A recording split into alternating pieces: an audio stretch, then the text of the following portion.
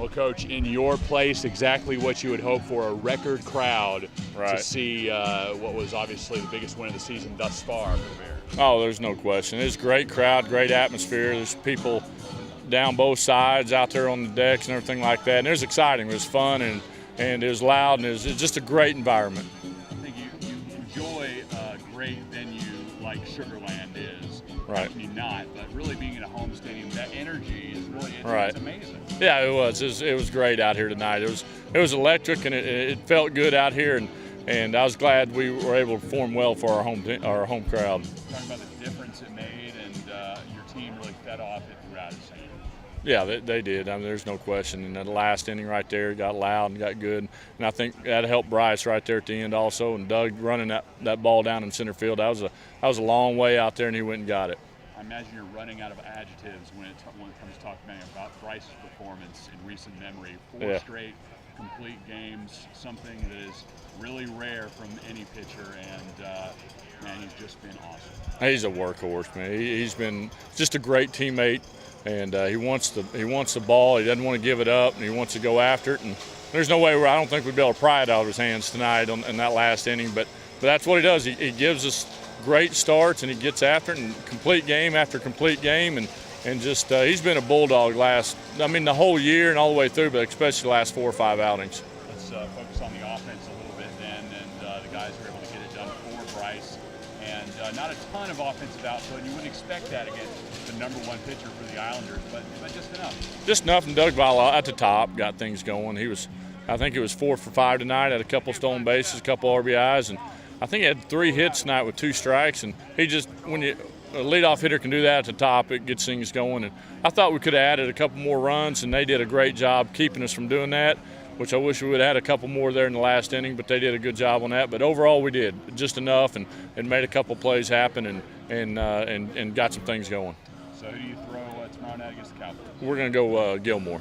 All right, tell me about what you expect out of him. Obviously, he shined on the biggest stage this conference offers in this tournament last year, and a lot of pressure tomorrow night as well. Yeah, and he likes it. I mean, he's been on the big stage anyway for sure, and so we're bringing him out there tonight because he's been there before a little bit more than the rest of the guys for sure. And he, like I said, he did that last year, so hopefully that trend will continue.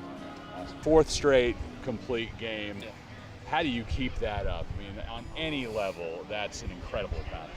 I don't know. When the defense makes every play, you don't got to throw as many pitches. That helps out a lot. So keeping your pitch count down like that because they're saving you, I think that's a big key to it. So. And tonight, obviously, as your coach said, you couldn't have pried that ball out of your hand with a crowbar. I mean, you were going to take this game for as long as it took. Just what does this mean to you, playing this tournament in your home stadium with a chance to repeat this tournament champion? Oh, it's awesome. When I heard the tournament was at our place my senior year, I was so excited, and I wanted the ball tonight, and it was just a really fun atmosphere. I enjoyed it so much.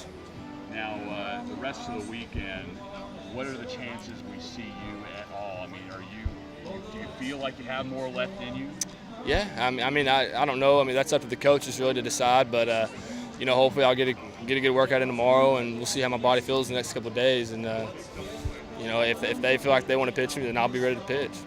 Brag a little bit if you could on the rest of your pitching staff and the guys you're going to see tomorrow. Yeah, the guy you're going to see tomorrow, Connor Gilmore, I think is scheduled to start. He threw the conference championship last year, and he's a sophomore. He's unbelievable. He can throw a complete game anytime he goes out, and he's a stud. And then our other starter, Chris Cottle, he's the same way. He throws complete games just like Gilmore. And the pitching staff this year has been phenomenal. The bullpen's been great. Josh Markle stepped up. Connor McClain stepped up. Bo Stitch. All those guys they've contributed so well this season. A guy like Connor, who really was able to get into the national spotlight last year as a freshman, have you seen him? I mean, tell me about just his work ethic in the offseason and during the year to get to this point where he has a chance to do it all over again this year. He loves baseball. He loves pitching. He might be the biggest competitor on the mound I've ever seen in my life. When he's on the mound, he's a totally different guy. Off the field, he can be goofy, kind of funny and all that, but he turns a switch when it comes to him pitching on the mound, and he's a different guy, and he's a really, really good pitcher. Awesome. All right, Coach, just talk about, Bigger Staff's performance on the mound and really what he did to shut down the team tonight. 127 pitches. He pitched like a Friday night guy. That's what a number one starter does. Kept us off balance early. We couldn't get anything going. I thought we had a great last 3 innings against him, backed him in a corner, put pressure on him. But if you're going to win in the postseason, you got to be good for 9 innings, and we just couldn't get going early enough. So hopefully we'll be better tomorrow. How do you, like you said, how do you be better tomorrow? How do you turn that around? Have had some, about 4 or 5 consecutive games struggling at the plate. How do you get that going and get the team rolling?